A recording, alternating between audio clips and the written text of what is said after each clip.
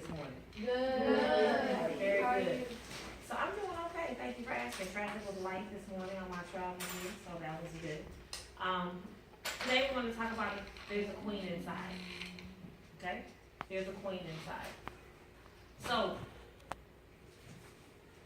a little bit about me and why I chose this topic.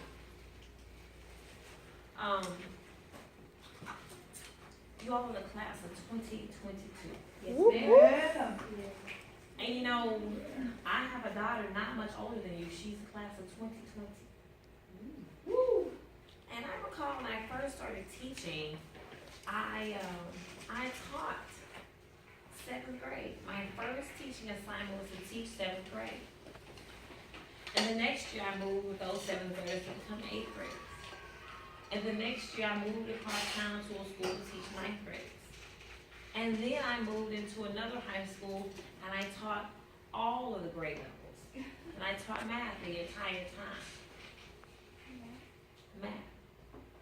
So one of the things that I noticed over this period of time was that there's something going on with our girls. So when I was invited to this conference, I was very excited because for me, it is my opportunity to share with you what it is to be a queen.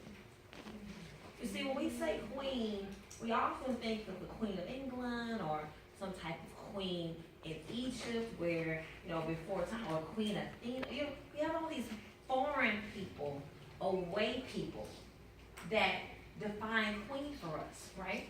Mm-hmm. So I want to talk to you about the queen within, the queen that sits next to you, the queen at home. I want to talk about that, okay? So there's a queen inside. And I want to give you a little bit of background about why that is you. So today's topics are leadership and self-esteem. Go forward. Leadership has nothing to do with your ability, but the inability to allow things to fall apart around you. Well, what does that mean?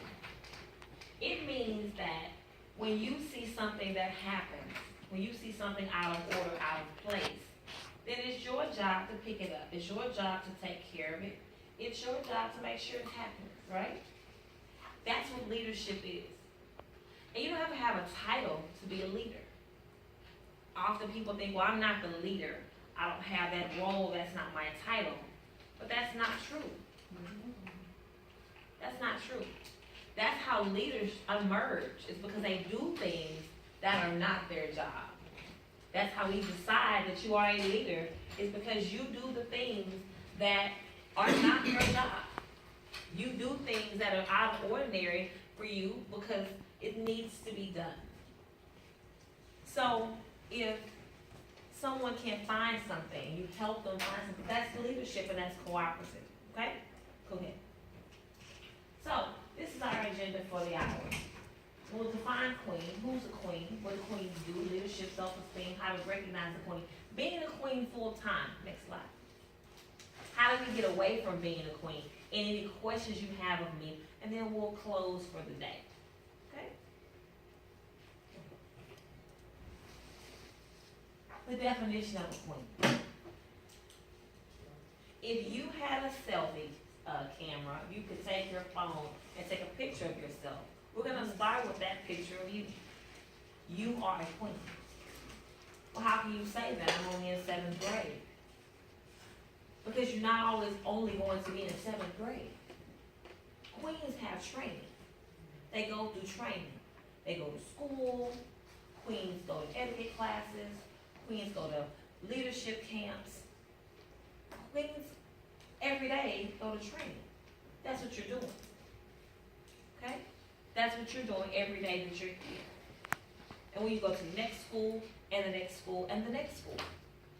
And I don't mean the next school like if you move and that's the next school. No, I mean there's a middle school, there's a high school, there's a college, there's a graduate school, there's doctoral programs, there's some other schools. I don't mean moving from school to school until you graduate. I mean, that's what I mean by school. So, the definition of a queen is someone who carries herself well. someone who functions well with others, someone who understands where she's headed in life.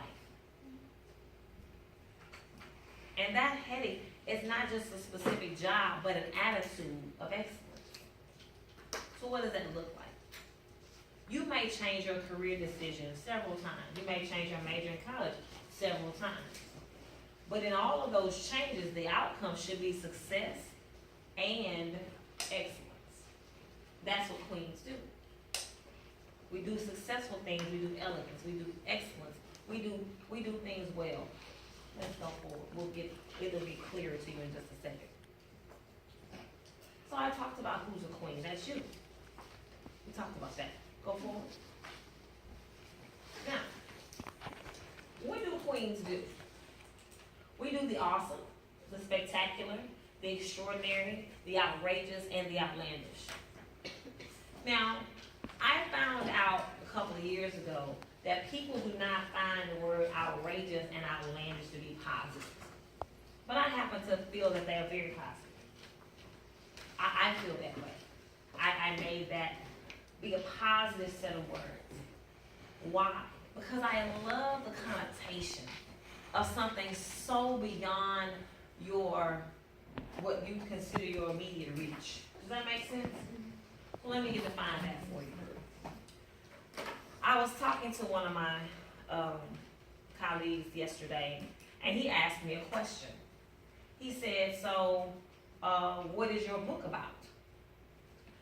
In my first mind, I wanted to ask him, how do you know I've written a book?